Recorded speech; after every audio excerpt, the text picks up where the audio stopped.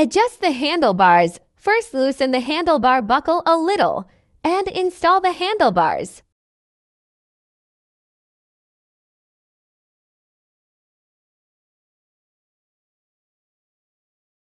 Adjust the handlebar to a height that suits you. Tighten the handlebar. Buckle and use both hands to tighten the buckle while pinching it.